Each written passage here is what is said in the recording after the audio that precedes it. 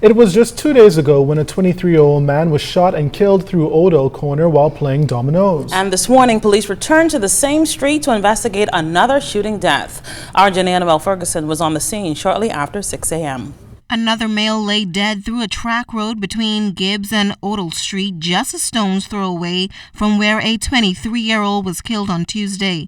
Police were called to the scene after wrapping up their investigations at another murder of a male that took place on Rupert Lane Wednesday night. We heard 2 gunshots went off this morning. When we got it was like about between the hours of 1 and 1:30. But it's usual in this area for persons to be firing gunshots. So we just took it casually as if it's another set of shots going off. Much to the dismay of the resident who did not wish to appear on camera, that was not the case. Police reported that a woman had just come out of her home around 6 a.m. to dispose of some garbage when she discovered the body of the male. He suffered from a gunshot wound to the head. You think that this was retaliation killing from Tuesday's murder? We're not certain. As yet, it's still early in our investigation. We believe that this individual is from Freeport.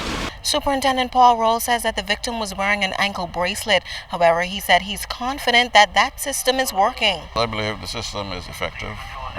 Them wearing the monitoring device, I don't know if that has anything to do with them being murdered. We were able to track him. There was no issue because I believe he lives in this area. So as long as they're in their exclusion zone, then there's no need for alarm. They wouldn't raise an alarm with that. It's only if, for example, he was outside of that zone for a period of time, then they would notify us.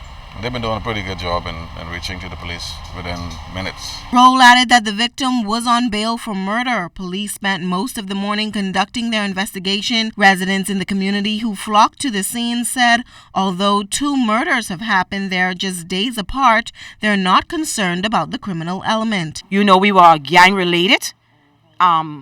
Area, what they call the rebellions. But after a while, many of them, changed their lives. So the crime rate in this particular area have really decreased. So I don't expect for the crime rate in this area to increase any further. We give thanks to the Royal Bahamas Police Force that they are always, I talking about every 10 minutes you have a car patrolling through this corner to ensure the safety of the residents. Police investigations into the country's latest homicide continues. Genea Noel-Ferguson, ZNS Network News. Well, shortly after 11 last night, police were on the scene of another murder. This one also nearby, Press Close off Rupert Lane. Officer in charge of the Central Detective Unit, Superintendent Paul Rolle, told our news team the 21-year-old male victim was coming out of his Honda CRV when he was shot. Officers responded to this area where they met a male lying on the street suffering from apparent gunshot wound to the upper body. EMS responded here also and pronounced this male lifeless. What we do know is that shortly before then, this male came here, and as he approached in his vehicle and about to exit, he was accosted by we believe a lone male who produced a handgun, discharging several shots in his direction, fatally wounding him. The assailants then was able to make good their escape into the bushes and leave this area.